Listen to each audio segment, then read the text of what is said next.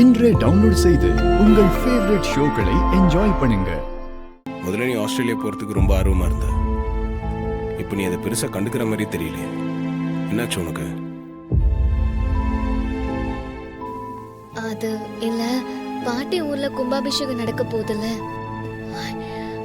அத அப்பா தானே பண்ண போறாரு.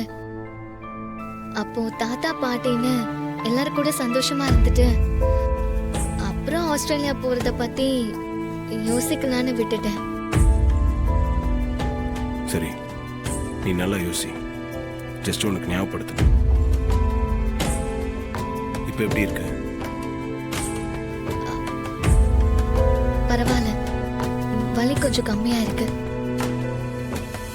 நைட்டு போட வேண்டிய மாத்திரை போட்டியா? ஆஹா, இல்ல. ஏன்?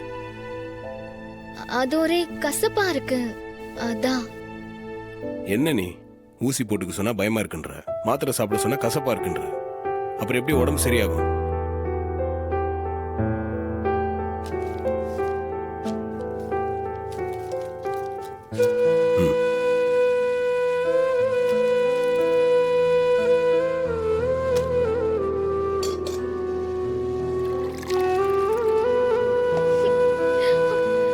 மாத்திரை போடு.